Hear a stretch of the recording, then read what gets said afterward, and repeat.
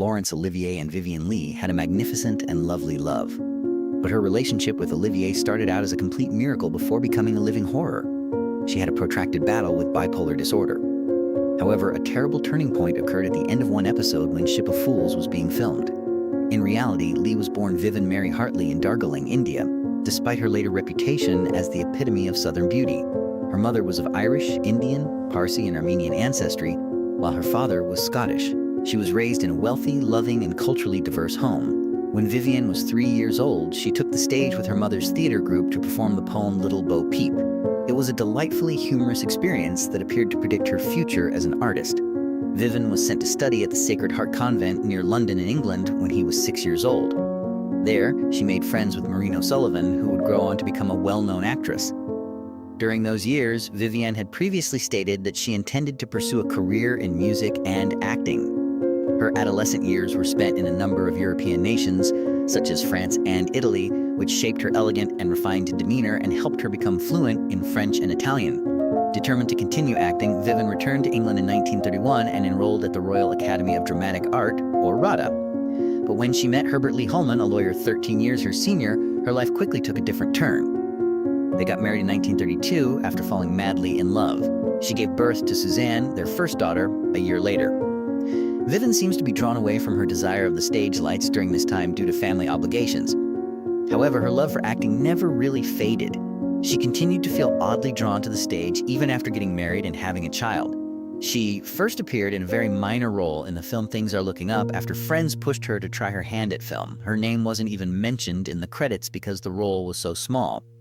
However, that fleeting encounter brought back the dream she had previously attempted to suppress.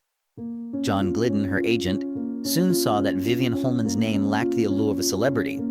He advised her to change her stage name to Vivien Leigh, which she later polished into the charming and glamorous Vivien Leigh. Later on, that name would rank among the most illustrious in Hollywood history. She got the bold part of Henriette in the play The Mask of Virtue at the age of 22. Her performance was met with loud ovation and broad critical acclaim, which paved the door for Leigh's quick ascent to prominence in Hollywood. Her visage may alter in an instant, according to some. It was a celebration of Vivien Leigh's genuine acting prowess. Vivien really started to enter the world of professional art through The Mask of Virtue. She was signed to a contract by the influential producer Alexander Korda, who had previously thought she had no promise. Vivien Leigh became well known on the English stage as a result of the play's early popularity, even if it did not endure long after moving to a larger theater. Additionally, a pivotal meeting occurred during this period. Vivien Leigh first met Laurence Olivier in 1935. Olivier was already among the most gifted performers on the English stage at the time. They were attracted to each other right away, even though Vivien was a rising star full of charm and potential. Professional appreciation gave way to friendship, which eventually developed into love. Theoretically and legally, they shouldn't have been together since they were both married and had kids. However, the heart does not adhere to these guidelines. Eventually, Olivier, his wife, and their small boy ended their marriage. Additionally, Vivien cautiously embarked on a course she knew would be controversial. Their romance was nearly hard to conceal when they starred together in the 1937 film Fire Over England. However, the issue was that they both already had families. As a result, their love was characterized by tragedy, passion, and secret from the start. Legally and theoretically, they shouldn't be together. They were both married and had little children, but hearts don't behave that way. Eventually, Olivier divorced his wife, leaving his little kid behind. Too slowly, Vivien started down a route she knew would be controversial. Vivien's cinematic career started to take off as her relationship with Olivier grew. She enthralled American audiences when she made an appearance in A Yank at Oxford in 1938. Viewers were unable to look away from her due to her breathtaking beauty. However, her not-so-innocent spirit caught the notice of critics in particular. It wasn't the naive purity or the typical tenderness of many actresses of her era. There was always a hint of danger, a hint of instability, and a little of edge about Vivien. She was ideal for the part that would permanently alter her life because of this. Vivien Leigh announced that she would play Scarlett O'Hara after reading the book Gone with the Wind. That seemed almost haughty at the time. For the role, Hollywood was conducting a huge casting call. Hundreds of well-known actresses were taken into consideration. Many believed that Vivien, a British actress, was too sophisticated and foreign to play the fiery, obstinate, and fierce Southern American girl. At first, even David Olsnick was dubious. He acknowledged that Vivien was great after seeing her in a number of movies, but he didn't think she could be Scarlett. Fortunately for Leigh, Olivier's agent was Myron Selnick, Cicely's brother. "Hey, genius, meet your Scarlett O'Hara," Mayan said, introducing Vivien to him in an almost timeless manner. Vivien read a scene the following day. George Cukor, the director, was persuaded right away.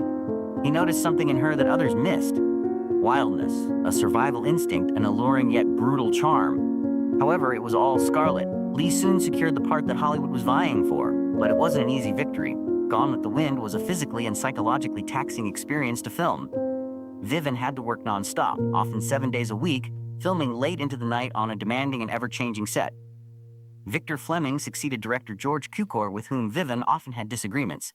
She even surreptitiously asked Cukor for acting advice alongside Olivia de Havilland. Laurence Olivier was in New York at the time, and she missed him terribly. He detested acting, she once admitted over the phone. All of the hardship appeared to be immediately rewarded when the movie was released in 1939. Gone with the Wind rose to prominence in the world of film. Many people thought Vivien Leigh was too British to play Scarlett, but she created a timeless Scarlett O'Hara. She became a global celebrity and won her first Oscar for the performance. However, rather than enjoying her notoriety, Vivien made a remark that was typical of her. "I'm an actress, not a movie star." A new chapter in Vivien Leigh and Laurence Olivier's love story began after that spectacular accomplishment. After completing their divorces from their prior partners, they got married in Santa Barbara in 1940. They were the ideal couple in the eyes of the public: lovely, gifted, well-known, and intelligent. They were two stage icons in addition to being husband and wife. But there were too many flaws in this image itself. Vivien yearned to be a wonderful artist and a totally adored woman. However, Olivier's life was never really tranquil. They had a deep affection for one another, but they were also overcome by ambition, unseen rivalry, hectic schedules, and, above all, her increasingly obvious mental illness. Nevertheless, they continued to produce outstanding works together for many years, upholding their reputation as a famous partnership on the British stage. Blanche Dubois in a streetcar named Desire revealed the depths of Vivien Leigh's brilliance and vulnerability. If Scarlett O'Hara was the role that catapulted her to the top, Vivien chose to play Blanche in Tennessee Williams' contentious drama in the late 1940s. The sophisticated, glitzy personas that viewers had previously connected with her were not like this character. As the world around her collapsed, Blanche was a lady slipping into despair, surviving on delusions and frantically clutching to her last shreds of charm and dignity. Many questioned Vivien's suitability for the part because she was too attractive, sophisticated, and cultured. However, she had a really unsettling understanding of Blanche. The play's 1949 West End premiere sparked a sharply divided response from critics. Leigh was cast incorrectly, according to some. Those who actually witnessed what she accomplished on stage observed a profound metamorphosis, while others were astounded by the show itself. Blanche Dubois became one of Vivien Leigh's most iconic stage roles after 326 appearances. Vivien was selected once more to star with Marlon Brando in the 1951 film adaptation. At first, director Elia Kazan didn't fully trust her, but as the project progressed, he had to acknowledge that Leigh had a unique kind of tenacity. She will stop at nothing to get the truth about the character. A superb performance was the outcome: broken, proud, delicate, and painful. She received a second Oscar for the role of Blanche in addition to several other significant honors, but the cost was exceedingly costly. Vivien Leigh later acknowledged that playing Blanche Dubois drove her to the verge of insanity. A role is essentially a job for a lot of actors. Vivien's entire being was completely submerged in it. The boundary between acting and reality started to become hazardous when the character was actually a lady experiencing a mental breakdown. Vivien's mental illness got worse starting in the early 1950s. Although bipolar disorder was not well understood in her era, it is now believed that she had the illness. She was more dazzling and appealing than ever at times, full of energy and working nonstop.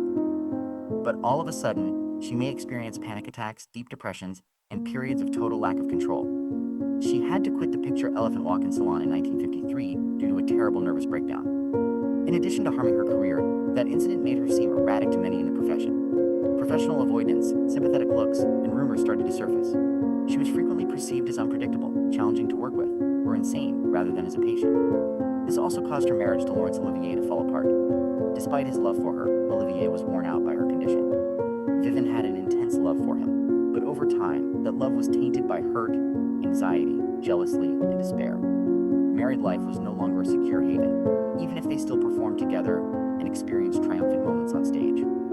Nevertheless, what made Vivien Leigh unique was her perseverance.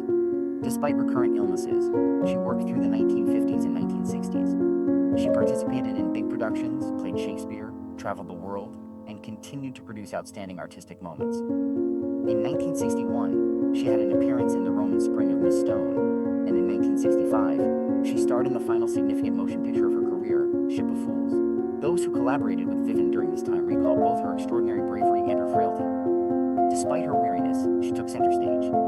Despite her own brokenness, she persevered in fulfilling her tasks.